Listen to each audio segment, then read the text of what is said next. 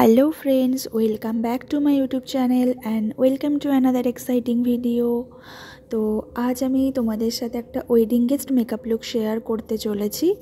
তো ভিডিওটা স্টার্ট করার আগে আমার চ্যানেলে যারা নতুন ভিজিট করছো তারা প্লিজ আমার চ্যানেলটাকে সাবস্ক্রাইব করে দিও যদি তোমরা আমার ভিডিও দেখতে পছন্দ করো, আর পাশে থাকা ছোট্ট বেল আইকন বাটনটাকেও ক্লিক করে রাখবে।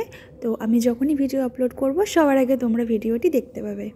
আর আজকের এই লুকটি খুবই সিম্পল অ্যান্ড ইজি হতে চলেছে। তো আমি কিভাবে লুকটা ক্রিয়েট করলাম সেটা দেখার জন্য তোমরা লাস্ট অবধি থাকো।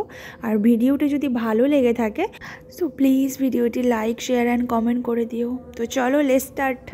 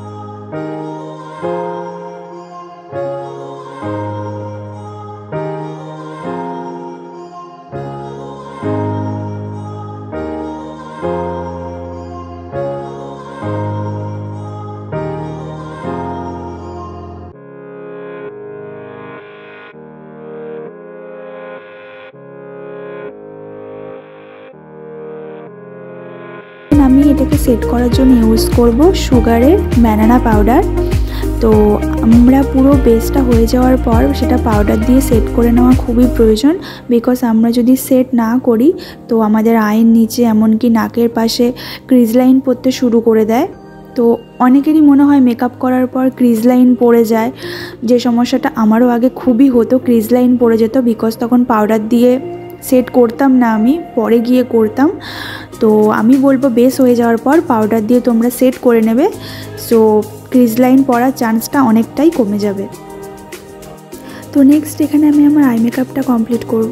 তো আই মেকআপ করার আগে আমি একটা কনসিলারের সাহায্যে আমার বেসটাকে করে নিচ্ছি। কনসিলার অ্যাপ্লাই করার পর আমরা একটা বিউটি ব্লেন্ডারের সাহায্যে সেটাকে ব্লেন্ড করব, সেটা খুবই হালকাভাবে, খুব বেশি একটা ব্লেন্ড করব না। তো এই কনসিলারটা সেট করার জন্য আমি ইউজ করব পাউডার, আর পাউডারটা একটা ব্রাশের সাহায্যে ইউজ করব, বিকজ আমরা যদি স্পঞ্জ দিয়ে অ্যাপ্লাই করতে যাই তো অনেকটা এক্সেস পাউডার লেগে থাকবে। তো এই জন্য আমি সাজেস্ট করব যে একটা ব্রাশের সাহায্যে পাউডারটাকে হালকা ঝেড়ে নাও, দেন তারপরে গিয়ে অ্যাপ্লাই করো।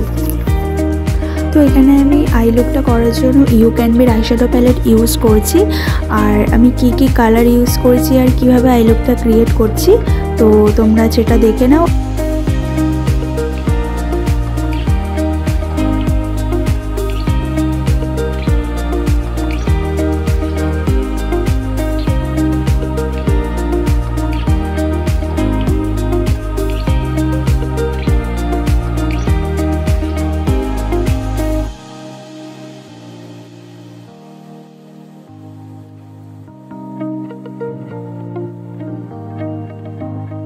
তো তোমরা দেখতেই পেলে আমি জাস্ট দুটো কালার ইউজ করে আজকে আই লুকটা কমপ্লিট করেছি, orange and silver shimmer use করে। আর তোমরাও চাইলে খুব ইজিলি অ্যান্ড তাড়াতাড়িভাবে আই লুকটা ক্রিয়েট করতে পারো। তো আমি আমার আইয়ের নিচে যে এক্সেস পাউডার ছিল সেটাকে একটা ব্রাশের সাহায্যে ক্লিন করে নিয়েছি। দেন এখানে আমি আমার ফেসটা হালকা কন্ট্রোলিং করে নিচ্ছি। আমি বেশি কন্টুরিং করব না, জাস্ট হালকা একটা শেপ আনার জন্য কন্টুরিংটা করব। আর আমি একটা স্মল ব্রাশের সাহায্যে আমার নোজটাকে কন্টুরিং করে নেব। দেন আমি আমার ওয়াটার লাইনে কাজল ইউজ করে নেব। আর এখানে আমি কাজল ইউজ করছি ফেসেস কানাডার ব্ল্যাক কাজল। কাজল ইউজ করার পর আমি এখানে ইউজ করব লাইনার। আর লাইনারের জন্য আমি ইউজ করছি মেবলিনের জেল আইলাইনার। আর আইলাইনার আমি খুব বেশি একটা থিক করে পরবো না, জাস্ট একটা হালকা শেপ দেব লাইনারের, বিকজ যাতে আই লুকটা ভালো লাগে। দেন আমি ইউজ করছি অরিফ্লেমের দাওয়ান মাস্কারা। আর এখানে আমি মাস্কারা 2-3টে কোট ইউজ করব যাতে আমার ল্যাশটা অনেকটা বড় লাগে, বিকজ এখানে আমি ফলস ল্যাশ ইউজ করছি না। তো তোমরা যারা ফলস ল্যাশ ইউজ করতে চাও না, তো তোমরা মাস্কারা 2-3টে কোট ইউজ করে নাও, খুবই ভালো লাগবে। দেন মাস্কারা ইউজ করার পর আমি সেটিং স্প্রে ইউজ করব। আর সেটিং স্প্রের জন্য ইউজ করছি আমি প্যাকের মাইক্রো ফিনিশিং স্প্রে। দেন আমি ইউজ করব ব্লাশার। তো ইউ ক্যান বি যে আইশ্যাডো প্যালেট, সেখান থেকেই আমি একটা পিচ কালারের ব্লাশার ইউজ করছি।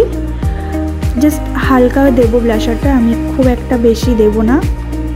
দেন আমি ইউজ করব হাইলাইটার। সেম প্যালেট থেকে আমি হাইলাইটার ইউজ করছি, সিলভার আর গোল্ডেন শেড দুটো মিক্সড করে ইউজ করছি, বিকজ আমার দুটো মিক্সড করে ইউজ করতে খুব ভালো লাগে। তো আমি আমার ব্রাউ বোন এবং কি ইনার কর্নারে হাইলাইট করে নেব। দেন লাস্ট পার্ট আমি লিপস্টিক ইউজ করব। আর আজকে আমি দুটো কালার মিক্সড করে লিপস্টিক ইউজ করেছি। তো লিপস্টিকের শেডগুলো আমি ডেসক্রিপশানে দিয়ে দেবো, তোমরা প্লিজ চেক করে নিও একবার। তো আমার মেকআপ প্রায় শেষের দিকে, তো চলো তোমরা ফাইনাল লুকটা দেখে নাও।